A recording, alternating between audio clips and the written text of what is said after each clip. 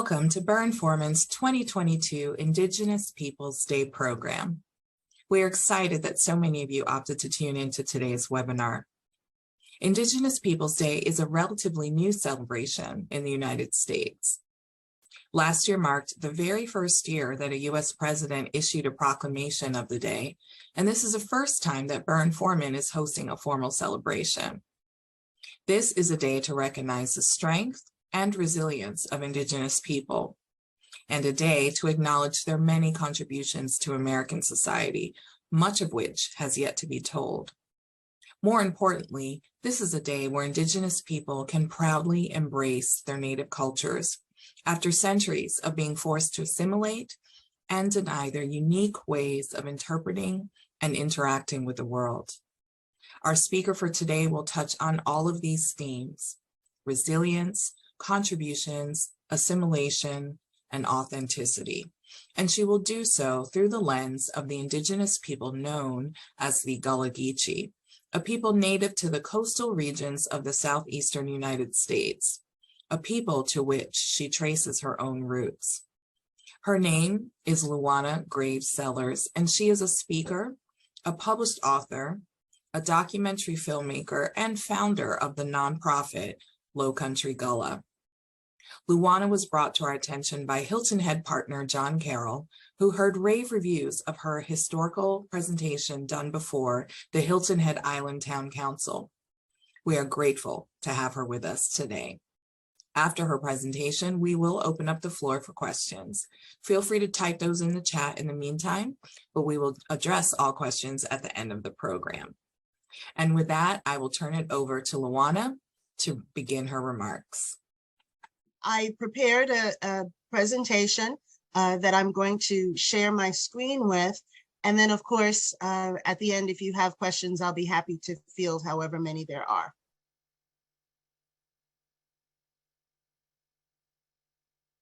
Okay. So as I mentioned, I want to talk about the Gullah Geechee culture in America. And what started my journey into my culture is that I am a writer, and these two magazine covers were the first time that I had been published. I had been asked by the magazine to do something for Black History Month, and because I live on Hilton Head Island, I wanted to do something on the Gullah culture. What I didn't realize then is that I was actually writing about my own culture, and it was the beginning of a journey that I really wasn't expecting.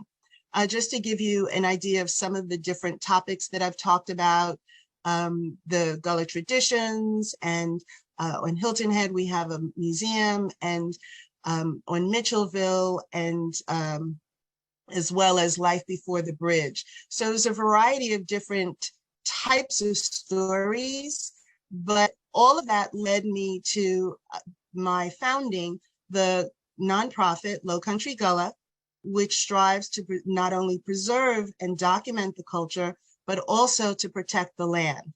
And so once we kind of get into the presentation a little bit further, I'm going to explain what I mean by all of that. So in addition to the writing that I've done, I have done some documentaries. My most recent one is the Harriet Tubman, which I'm proud to say will be on PBS nationally coming up within the next month or so. And the other ones that I've done is on Freedom Day, which is another holiday that is important in the Gullah community, of course, Juneteenth and Seeking. And so I can't talk about the Gullah Geechee without starting in Africa, where it all began. And so for centuries, slavery was existing in Africa between tribal leaders that were warring against each other.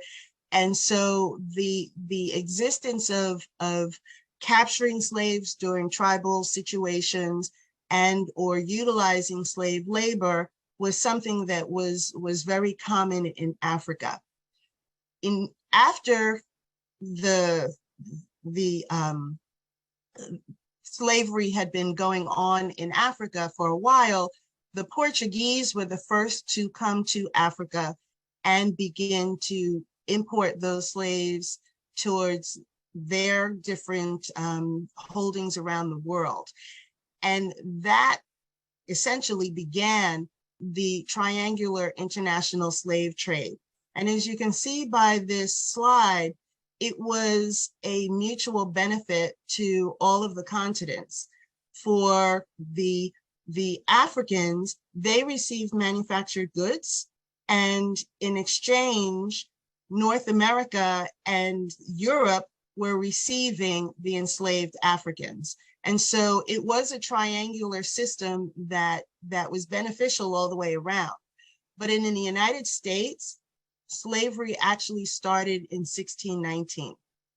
And so once the trade started there and began to come across to all of the rest of the world, all of the different countries that were utilizing slave labor, it was a significant process.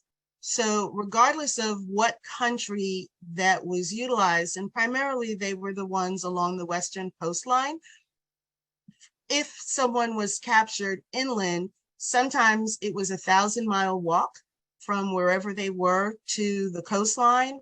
And then once they were captured, they were put into various kinds of pens. And then from there, they were put on a ship, which also took several months. So sometimes from the beginning of being captured until the last place that someone would arrive, it could take several months, and in some cases, several years.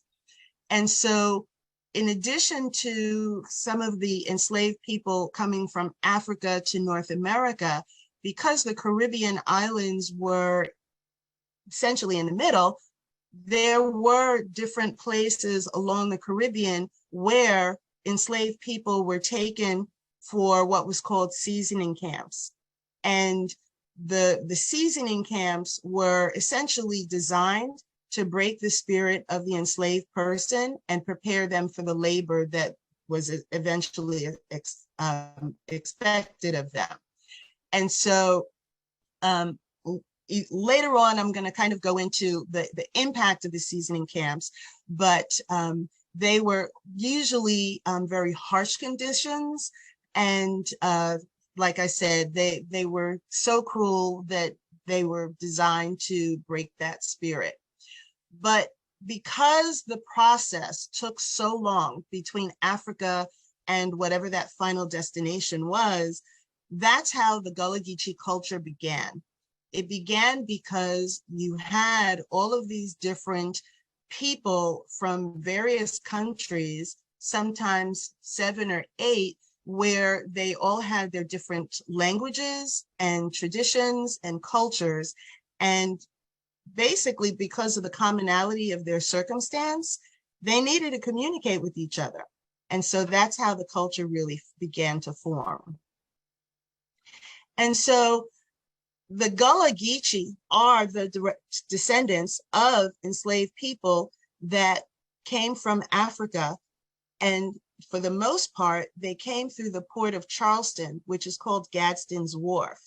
And if you're familiar with the new Smithsonian Museum that's going up in Charleston, it's actually on the footprint of Gadsden's Wharf, where the enslaved not only were embarking, but also where a lot of the auctions were held. And so based on slave records and manifests, the majority of the South Carolina enslaved people came from Angola, Senegal, Gambia, Ghana, Sierra Leone, Madagascar, and Mozambique. So the slave traders, when they were going to find the particular slaves that they were looking for, they were looking for specific types of skill sets. The enslaved people were not just randomly taken. They were highly educated and well-versed in several valuable skills, especially in the engineered farming that was necessary to grow rice. And along the West African coastline, it's actually considered the rice coast of Africa. And this image here is really important because it is a rice trunk. And I'm going to get a little deeper into the story of rice, but the technology that was used in Africa was very similar to this. What the Africans would do is hollow out a tree trunk so that it's like a pipe. And as you can see in this image here, on that flat surface on the bottom is where water would flow through. And then the water that would come through on one side, this fence mechanism that kind of sticks in the air, that would be lifted up so that water can flow through one side. And then the same thing is on the other side. And so the water would flow through there. And so I put this image pretty soon into the presentation. So as I'm talking about the rice, the technology and the techniques of rice, you'll understand what I'm talking about.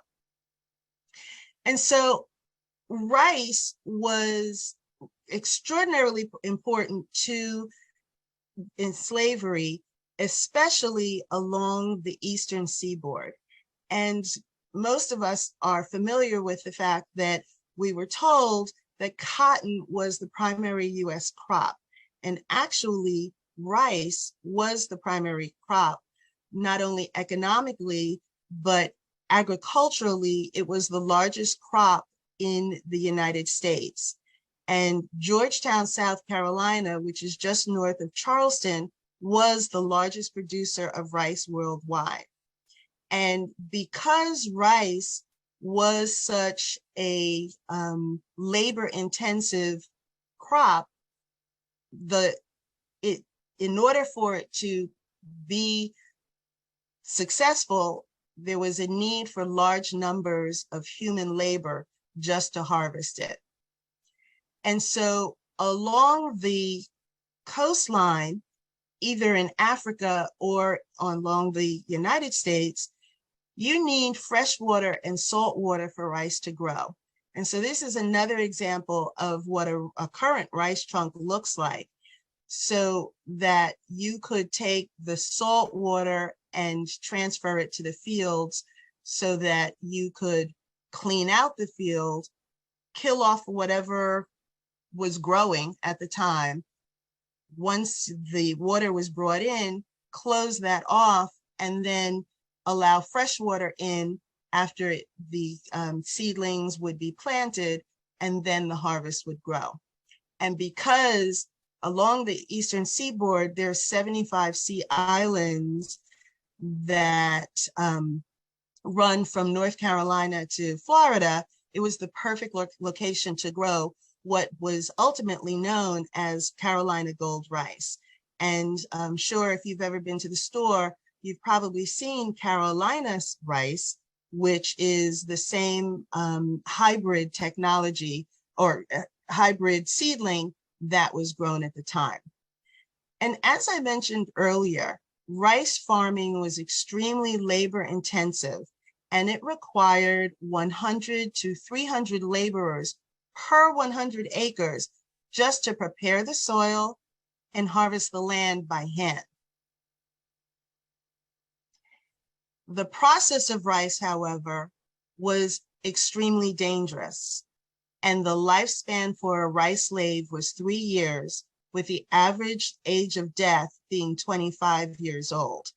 And so what was mostly the issue between it resulting in it being dangerous was that you had alligators, you had snakes, malaria, yellow fever, and other kinds of diseases that would take a significant toll on people. And as you can see in this image, this is a cypress tree. And so the cypress trees are the trees that would grow along the fresh waters of either rivers or lakes in the low country. And as you can see, there are a lot of different roots that are starting to grow. And you can also see the fact that this particular cypress tree that's in front is significantly large. So imagine men having to clear, not only are they in swampy, animal infested waters, but they would have to clear these trees by hand and take it down from the top all the way down and all the way to the point where the root system was actually removed. And so the process for clearing a rice field would take up to 7 years, between 5 to 7 years, just to clear one rice field. And because of the dangers that came with all of the different elements, that's why the death toll was so high. And so just to give you an example, this is a picture of a cypress tree that is on its side. And that's a picture of my mother standing next to it. She is 5'7", she is 5'5" inches tall, 5'5". And so you can see with this particular tree, the height of the tree based on its circumference. So the men would actually clear the fields, and the women in Africa and here would also plant the seeds, and they were responsible for harvesting the seeds and then separating the seeds. And now this was also incredibly backbreaking work. As you can see from the image, using a pestle and flail was something that they would have to do every day in order to separate the seeds. But to plant the seeds, they would actually have to do it in their bare feet. And the process was they would take the heel of their foot and make a little divot in the soil, drop the seeds in, and then they would use their toes to cover over the little hole that they made with the seeds. And so section by section, they would have to go and repeat that process. And so from the planting of the seeds being incredibly arduous to the cutting of the shaft of the seedling with a sickle and then processing it with the pestle and flail, it was also very strenuous work. And for children, it was also something that they were involved in. They were used to bang pots to scare away the birds. And birds would really cover the fields because they love to eat the rice seedlings. So because of the constant turnover of labor and the intensity that it was required, not only did that start the plantation era, but it also fueled the necessity for slave laborers and the large plantations to produce it. And the more successful that rice became, the larger the plantations became. And this image, if you've ever flown into Charleston or along the coastline, say from Myrtle Beach down to Florida, and you see open lands like this, this is a rice field. And you can see how the water is going up into it, the channel, so that the water could be controlled and feed the surrounding areas.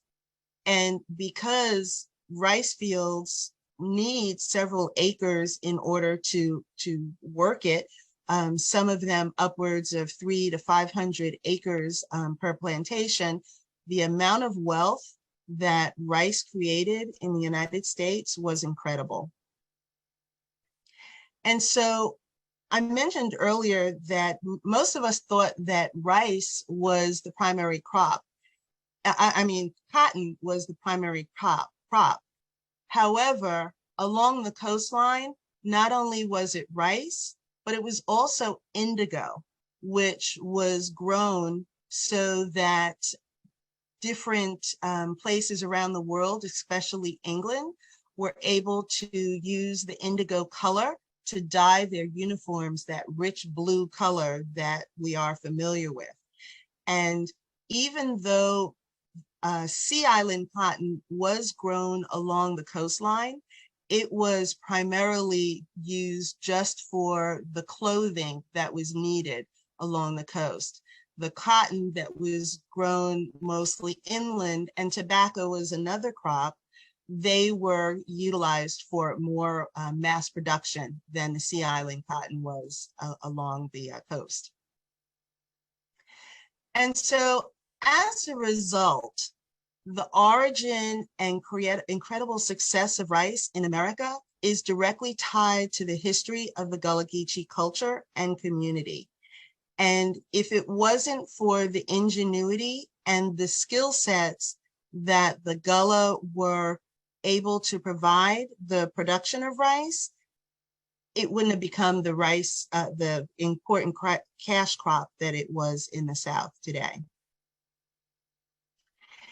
And so because of the gathering of the enslaved people and the ability for them to meld their different traditions and language and cultures together, that's how there became the birth of the Gullah Geechee culture. And so today, the Gullah Geechee has a federal designation of the Gullah Geechee corridor.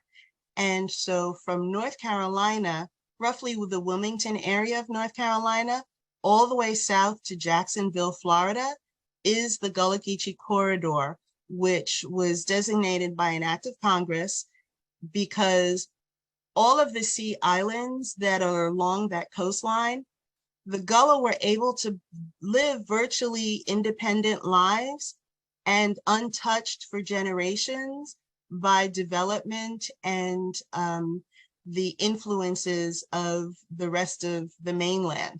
And so they were basically able to live off of the land and sea for generations, as well as practice their traditions. And with the corridor, it roughly goes from the coastline to about 35 miles inland.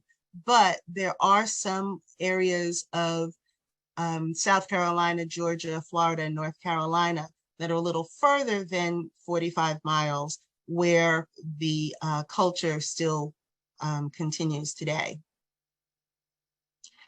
So what is a Gullah Geechee? It is one of the few indigenous cultures in the United States.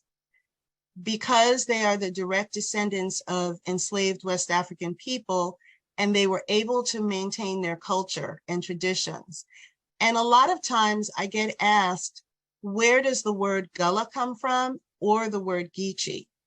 And because there isn't really a complete answer, I'm going to give you all of the different options that there are. First of all, there was a Gullah tribe in West Africa, and there was a Geechee tribe in West Africa. So there is the thinking that the name Gullah and Geechee are derivatives of both of those tribes. There is also the Ogeechee River in Georgia, just south of Savannah, where technically the Geechee are the Georgia and Florida descendants, and the Gullah are the North Carolina and the South Carolina descendants. Now, because a lot of people tended to move around, it is mixed. People migrated to a lot of different areas. And so that's why the corridor today is considered the Gullah Geechee corridor, so that all of the different people are represented. And there is also thought that the Geechee is the technical name of the culture, and the Gullah is the language. But some people call themselves Gullah and some people call themselves Geechee. So like I said, there are a lot of different variations on the definition, but essentially it has become the Gullah Geechee culture that people refer to. And so one of the things that was really different about the enslaved people that lived along the Sikh line of the United States was that they labored under a different kind of bondage. In the inland areas where slavery exists, there was what was called the gang system, which was a cruel and excessive type of labor where essentially they were expected to work sun up to sundown and until they were told to stop. In the Lowcountry, there was what was called the task system, which essentially a person was assigned whatever role they were given, and they were able to go and do their work for the day. And then in the evening, they were able to essentially, in some cases, farm or fish, as well as have different cultural traditions that they were used to. And so the difference between is why the Gullah Geechee culture was able to maintain itself. And so, of course, along the East Coast, we're used to the hot and humid temperatures. And so because the enslavers didn't really care for being in coastal areas, I live in Hilton Head, so they weren't used to the hot temperatures that we have during the summer. They essentially left the plantation to an overseer to make sure that the work was done. And because of the task system, they were able to finish that assigned labor, and then they did have their time to spend independently with their families. And depending on the owner, some of them offered land for the enslaved people to farm, to feed themselves, as well as they obviously had access to the water so that they could fish as well. So what specifically is a Gullah Geechee? And so I decided to just break down a few of the different elements of the culture, between not only the culture, but its traditions, the language, some of the food ways, and some of the lifestyle that the Gullah Geechee live today.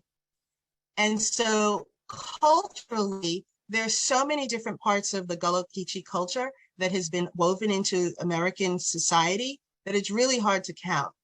And with Gullah Geechee culture, it initially at its foundation, there's a tremendous value on ancestors and the elders, and the significance of the wisdom that they impart on the community is invaluable.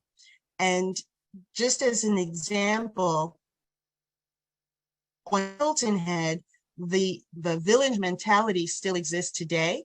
And so the elders are what is considered part of the leadership that is very active in whatever is going on, not only in the community, but the island and within the island government. And so that tradition continues throughout the corridor. The other thing is that the Gullah Geechee is a face-to-face culture. Most enslaved people didn't have possessions to pass down, but what they did have was stories, life lessons, information, legacies, and connections to Africa that were remembered, that they were able to pass down from generation to generation. And part of that passing down was a sharing of life-sustaining and traditional skills like net making or quilting, and as well as additional lessons on African traditions and proverbs that they were able to share on how to live your life the best way and that you could. As I mentioned, the African tradition has the elders as the head of the families, and in some cases, the entire village. And even today, the traditional respect for elders continues. And within the community, elders and or leaders still make those decisions. And even regardless of the age of an individual, even today, Some elders still control the family business. And in some cases, even if you're a 40 or 50-year-old adult, if you have an elder who might be 70 or 80 years old, they are still involved in the decision making.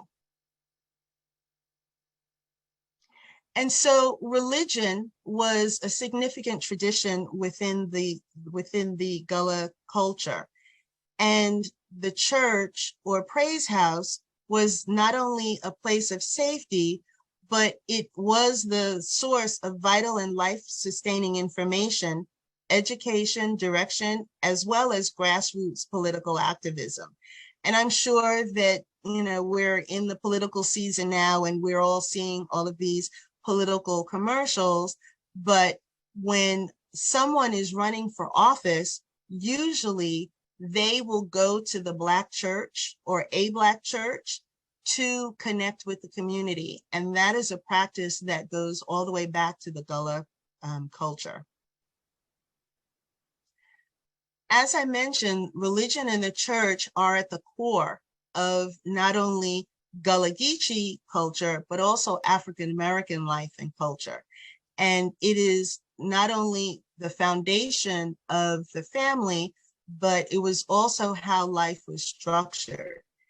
And in some cases, if you were found by the church to have done something that was not pleasing within the community, the church in some cases was where you were either disciplined or excluded from the community. In some cases, you would have to sit, if you were a member of the church and you did something, you would have to sit at the back of the church until it was deemed that you have been essentially forgiven for whatever action that you might have done. And at one point, joining the church was also considered a rite of passage called seeking. And I did a documentary on this, which is available. All of them are available on YouTube if you're interested in watching. But seeking was a tradition that was not only a rite of passage, but it was usually how young children, early teens would join the church. And as you can see in this image, there's a rope with 9 knots within it. And what would happen is the individual would take the rope and tie it around their forehead like a headband. And that would indicate that that person was seeking at the time and in a time of prayer and searching for the answers that were found through prayer. And once the prayer or dream was obtained, they would take that dream and share it with who they would call a spiritual mother or father. And then that would be interpreted by the church. If the child was found to be playing around and not serious about what they were experiencing, they were sent back. And by the way, when someone was seeking, they were in isolation. On Hilton Head specifically, they would go into the woods and even go spend the time in a cemetery. And sometimes someone would be seeking for, depending on their religious strength, would seek for a few days and sometimes for a couple of months. The ring shout is another way of that was a religious tradition. And it is something that is still done today, although not as frequently as in the past. During enslavement, it was a way of communicating in kind of a call and response format. And it is really the early versions of rap that we're familiar with today. And so what would happen is people would gather around in a circle, and because they didn't have any instruments, they would use their bodies and their feet to make a rhythm. And the call and response was, during enslavement, could have been a way of signaling someone that it was clear for you to escape, or that something was dangerous and maybe it wasn't a good time. Eventually, the Gullah ring shout became a form of worship that was done in the church, and or sometimes the grown folks would just use it as a form of entertainment. And another Gullah tradition, which is very West African, is jumping the broom at the end of a wedding ceremony. And that is a tradition that continues today. So I mentioned earlier that language was essentially a blending of the different West African languages or countries that came together. But it's actually an ingenious form of communication, because during slavery, plantation owners assumed that the enslaved people were ignorant and speaking a broken English, when in fact it was deliberately made so that the Gullah Geechee could communicate amongst themselves, and in some cases pass coded information without being understood by their masters. And I mentioned earlier about the seasoning camps. Because there was a lot of blending of people in the seasoning camps, if you are familiar with a Jamaican patois, it is very similar and could be understood by a Gullah person or someone who is from Jamaica, because the transferring of people through the Caribbean islands. And that's why Barbados and the Bahamas are also very closely aligned with the Gullah community. And so in the technical sense, the language is an English Creole-based language with those West African influences. And the sound is similar to, like I said, the Jamaican and other island patois, but is also unique in the culture. And what they did was they would take words that were blended between English and African and or shorten the words. And so here are some examples of English words that have Gullah origins. I'm sure everyone has had or knows of the type of suit called gumbo, or a tote bag, a jute box. The Girl Scout song Kumbaya is a Gullah word, which means come by here. Yams, jitters, phony, the word phony. The candy goobers or peanuts are goobers, tatters, and even the word nana. Those are all words that came out of the Gullah culture. And so here are just a couple of words that I wanted to give you so that you could learn a little Gullah today. For instance, if you wanted to say water, it's pronounced wata. If you wanted to say, I'm going to talk about something, you would say that you're going to crack your teeth. The early morning of the day is called, or the dawning of the day is called day clean. And going would be gween.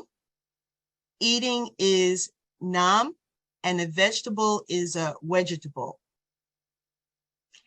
And so with foodways, Gullah food is one of the oldest African and American culinary traditions that we have found in the United States. And because they had access to the land and the sea, they essentially made use of what was available from their weekly slave rations. So for example, they were provided with rice or peas, sweet potatoes, mullets or mackerels, molasses, meal, grits, and sometimes, depending on the different slave masters, they would be given some types of meat, either pork or bacon or beef, and even chicken. And so because of their utilizing what they had for their meals, one pot meals that we consider staples in the American diet can actually be traced back to the beginnings of Gullah and slave traditions. And so this is an example of some of the different foods, one pot meals that we're familiar with today: red rice, chicken and rice, shrimp and grits, fried crab rice, and peas and rice.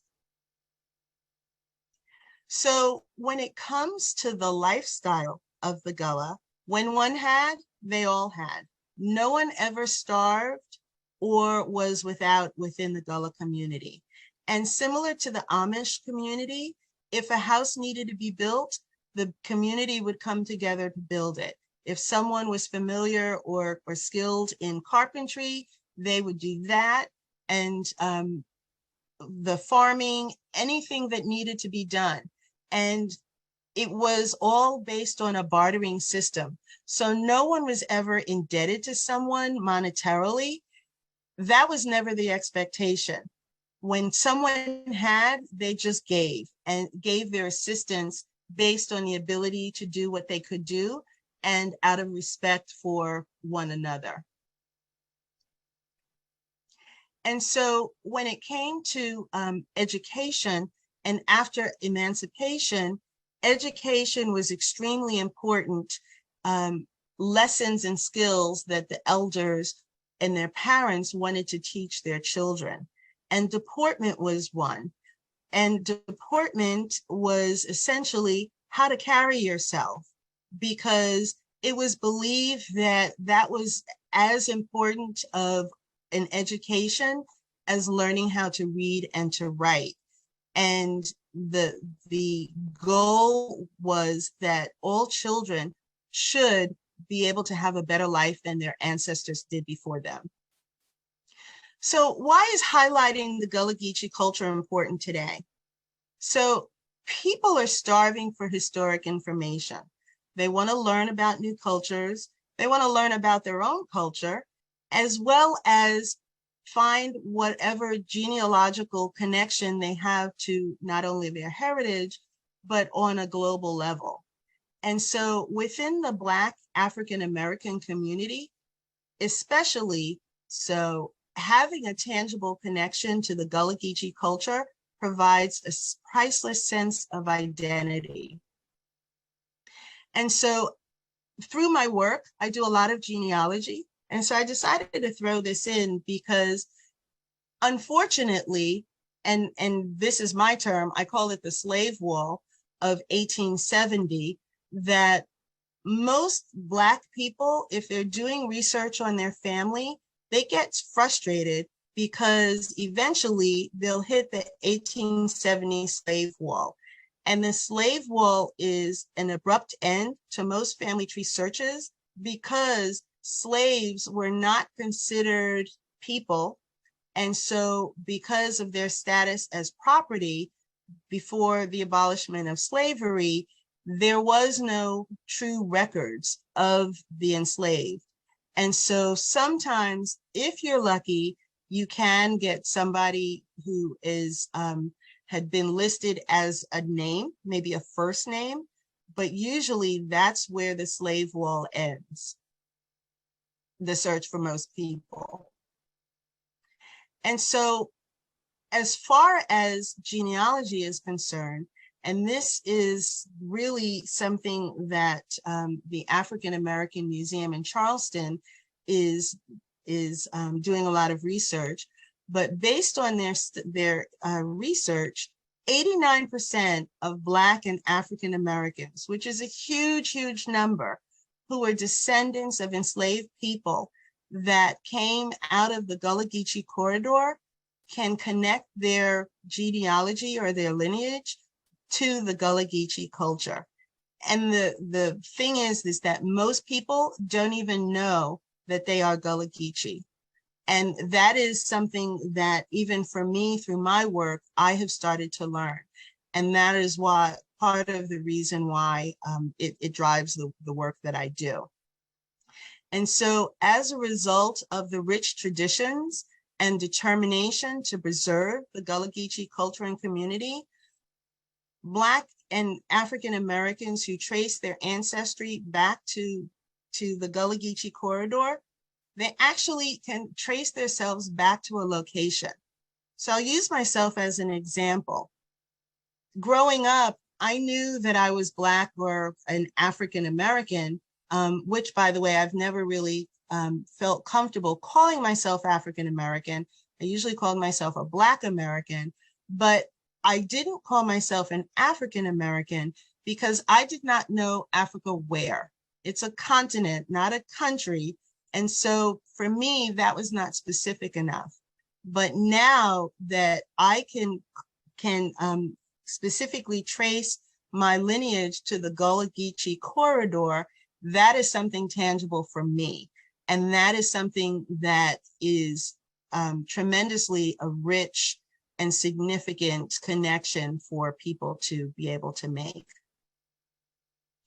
And so just to give you just a little bit of tidbits on some of the accomplishments that the Gullah Geechee had within the Gullah Geechee corridor, they were among the first colored troops to join the Union Army in the Civil War.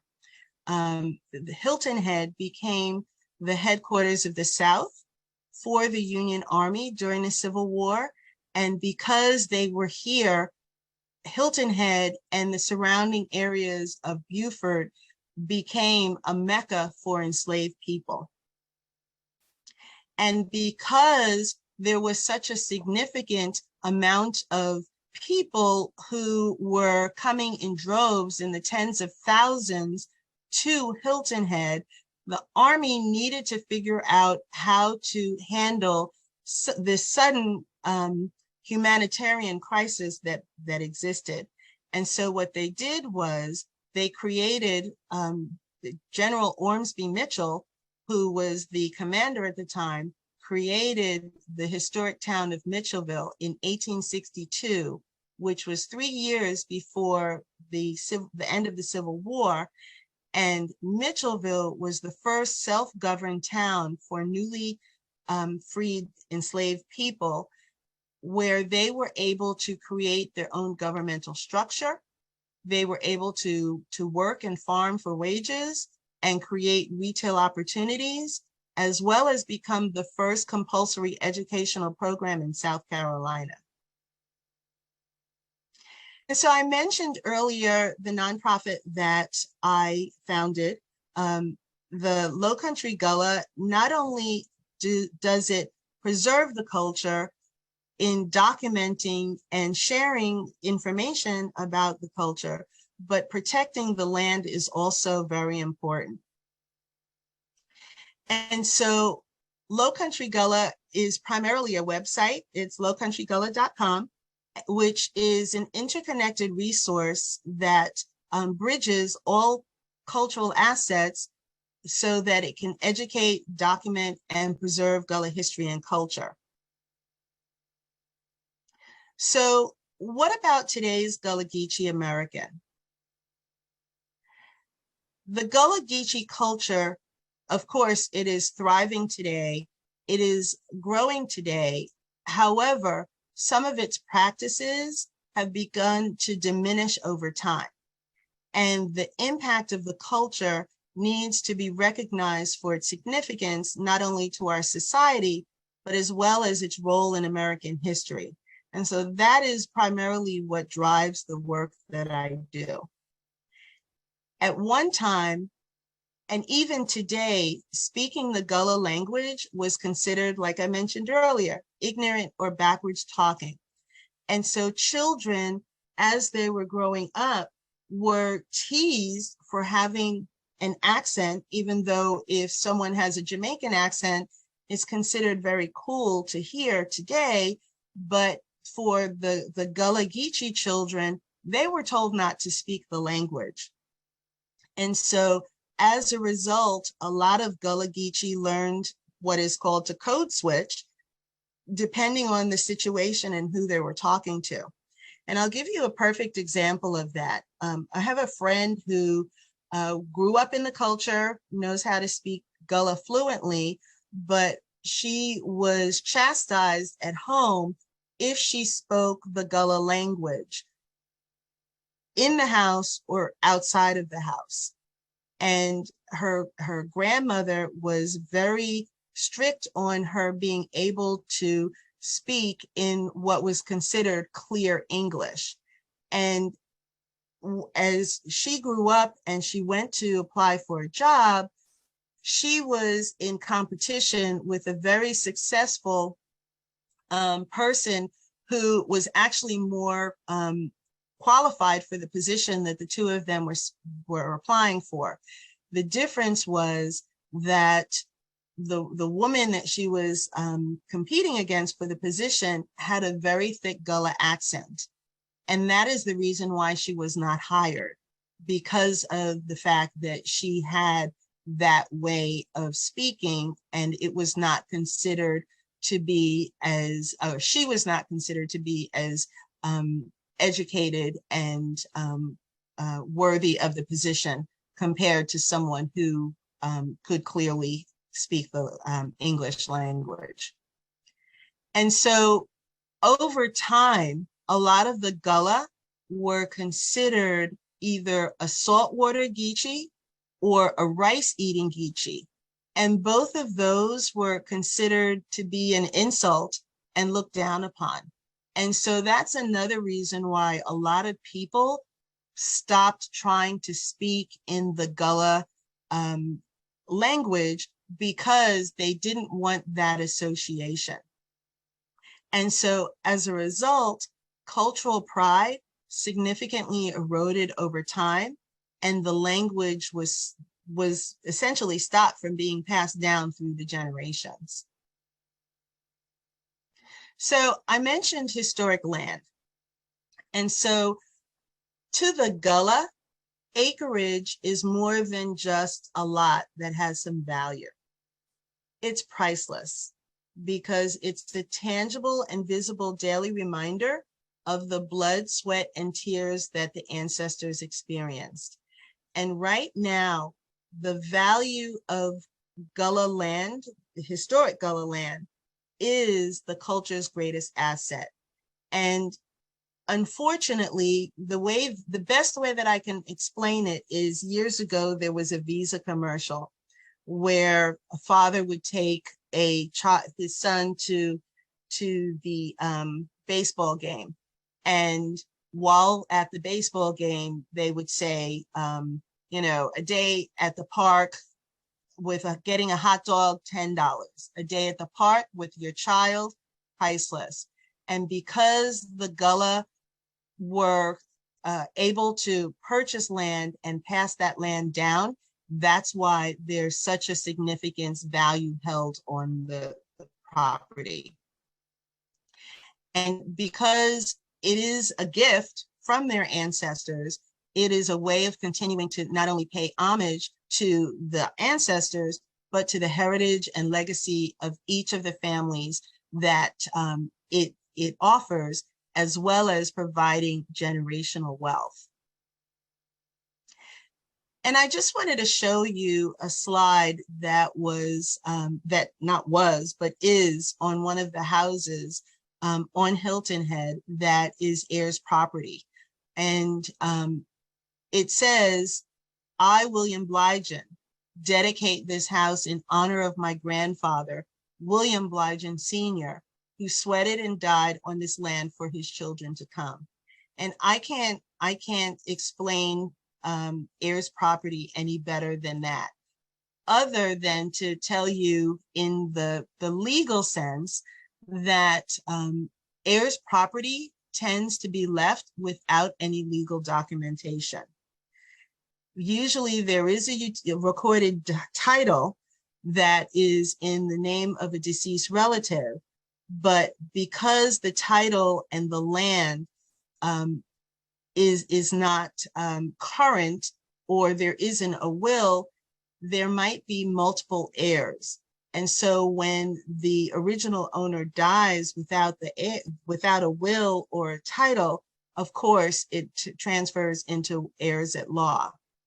And so unfortunately, what happens is if a single heir just doesn't decide that they want to be a part of the property or sell off their share, and sometimes there could be thousands of heirs that are tied to this property, that can trigger a partition by sale, and the property is usually sold out from under all of the people, regardless of if that person lives on the land or has even seen the land. And just to give you an example, on Hilton Head alone, the original, before there was a bridge, the Gullah residents owned close to 2,000 acres. And today that number is below 700. And today there's only 8% of the population that is of Gullah descent. And Defusky Island, which is a neighboring island of Hilton Head, has only about 9 residents that are native to the island.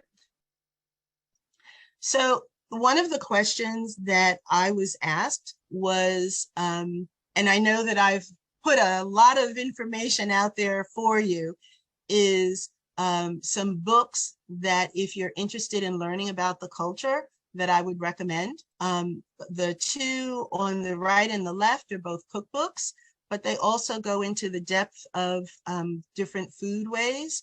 And the one in the center is written by 2 of our current Gullah elders, Dr. Emery Shaw Campbell and Mr. Tom Barnwell, who are both in their 80s. And this is a recent book that they put together that will give you a lot of great stories and information about the culture.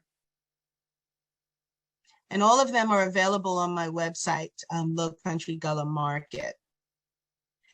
And so I also showed a lot of different Gullah artwork within the different slides. And so my friend Grace, who is the artist, graciously allows me to utilize them. And they are also available on my website. And through purchases and information, purchases of art and the different books, that's how Lowcountry Gullah raises some of its funds. And again, this is my website, the lowcountrygullah.com. And I'm on social media, on Facebook, YouTube, as I mentioned earlier. And I also have a podcast that starts with Gullah 101 and also has interviews with different keepers of the culture. And so this is my information that if anyone wants to reach out to me, I will be happy to speak with you or answer any additional questions that you might have right now. And I know that there might be some questions, so I'm going to come out of this and see what questions I can answer for anybody. Thank you, Luana. Thank you so much. You're welcome. You know, just from our initial conversation, I could talk to you forever, and I have a gazillion questions. But one thing before we open it up for everyone else to ask, just something I want to underscore, because this was a question for me before we engaged you for this presentation. I was like, well, how are Gullah really indigenous? Like, you know, because typically when you think of indigenous, you're thinking more of Native American groups.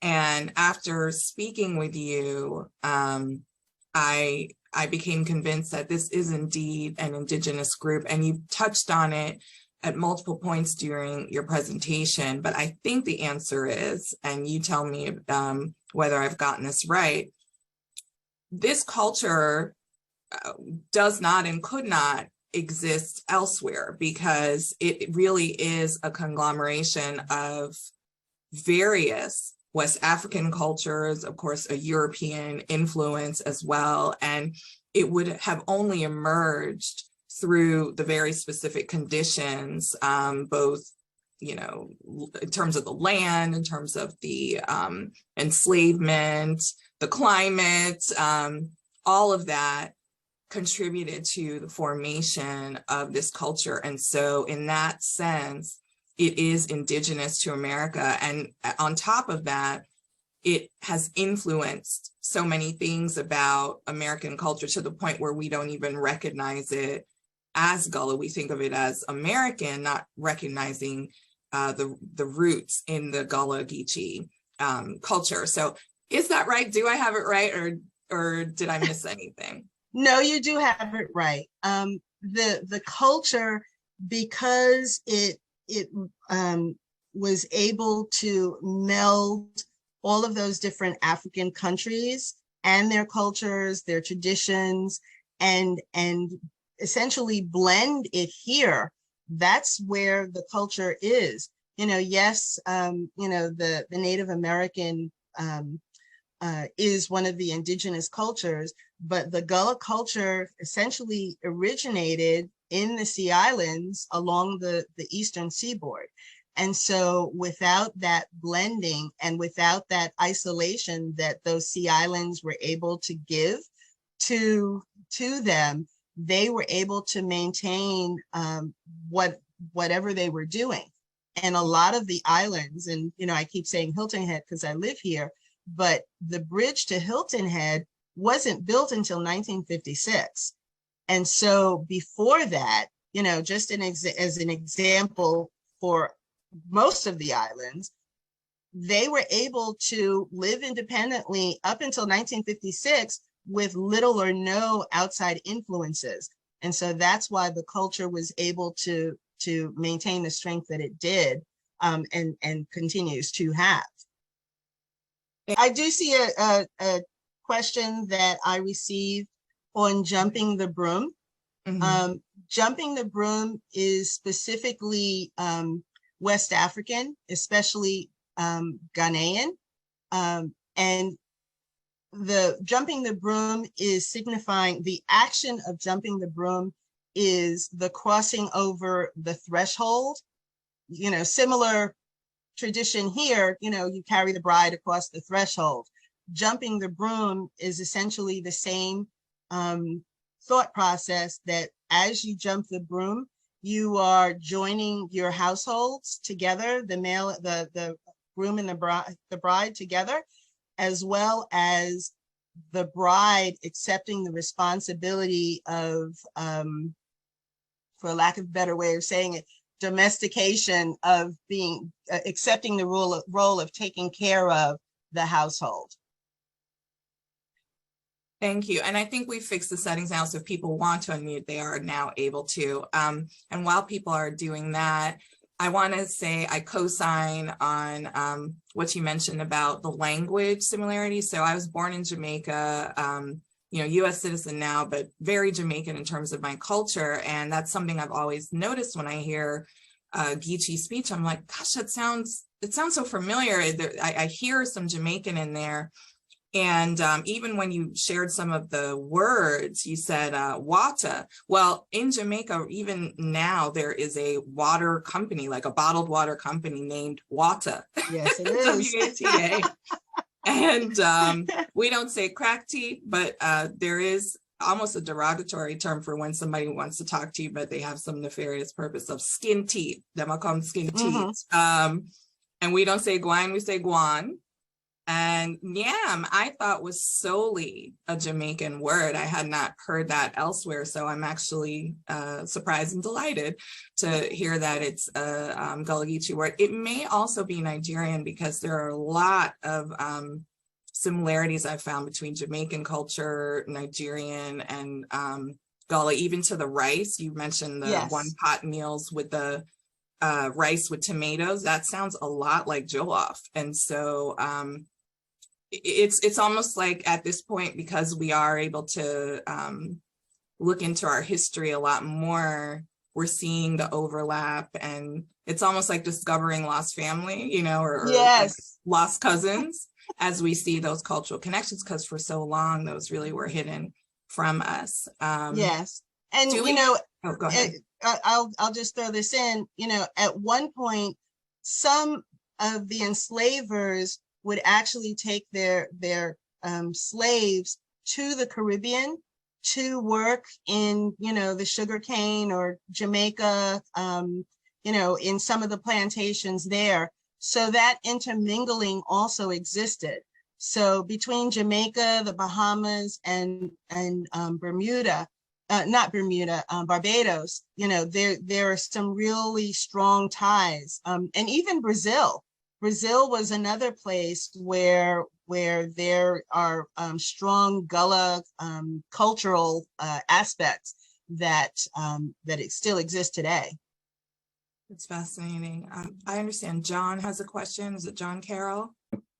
Okay, there you go. Hey, Luana, thank you so much for Hey. joining us. We're really lucky to have you. And I didn't know about the documentary, so I can't wait to jump on YouTube and watch those. And you and I met through supporting a mutual candidate that we wanted to see elected here in Hilton Island Town Council, who largely represents, the Native Islander community, and saw a significant threat to take away representation from the Native Islander community. So I'm happy that we got to know each other in the trenches, so to speak. And I'm in agreement with Tamika at first when I, initially learned that we were asking you for the Indigenous peoples presentation. I had to scratch my head, but after learning more about the culture, and especially after today's presentation, I couldn't be more appropriate. So that's great. One thing I wanted to touch on was the partition of heirs property. I think many in the real estate practice group may find this interesting. And as you know, I'm a member of the real estate practice group here at Burr Foreman. And just to recap what your slide said, you've got an initial piece of heirs property that the intent is for it to be passed down to children and other heirs and so forth, but there's no deed that's recorded. Potentially there may or may not be a will that or other estate plan that documents the intent of what's to happen there. So down the line, it's possible as the heirs continue to multiply. Let's say somebody wants to move to the big city, say to New York City, and years from now may not even know that this person is a potential heir and has no problem signing off on, say, a pittance pay, like maybe just a couple $100s, couple $1,000. And then we see this very abrupt, very tragic splintering of the heirs property. To your knowledge, has there been any organized effort or any organized attempt to try to fix that, to perhaps do quiet title actions to identify all the potential heirs and then solidify who the property belongs to and try to get rights of survivorship there, so to make it more difficult for that property to be splintered in the future, or is that something that people just continue to say is tragic and hadn't seen a lot of movement on? Well, couple of things. In African culture, land is God's. So it's not of man's to put a paper on, to use a piece of paper to identify. So from the beginning, that's how the generational issue began. To your question, that's what Lowcountry Gullah Foundation has been doing.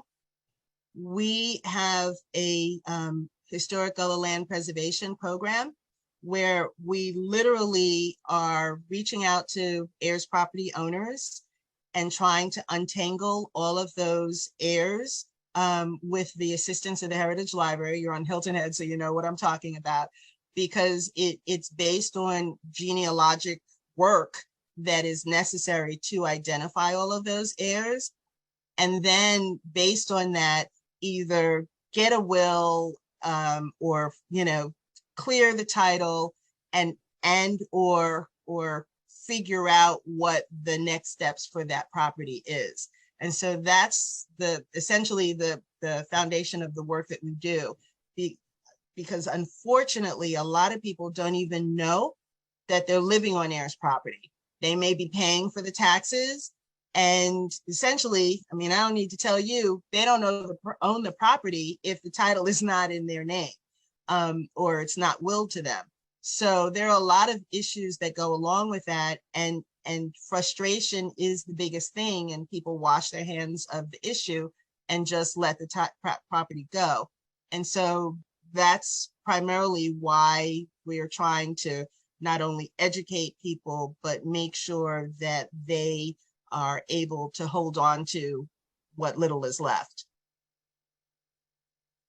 That's great. That's great news. I can't wait to learn more about your organization, and thanks for sharing the domain name. That's very interesting. I thought in particular our real estate practice group would find that pretty compelling, and look forward to finding out how I can contribute.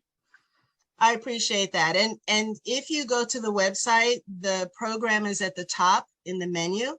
And not only does it give a good explanation of what the issues with land are, but there are a lot of good links to programs like Soledad O'Brien did on what is heirs property, and the how complex it is.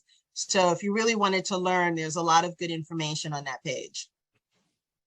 That's great. Thank you. You're welcome.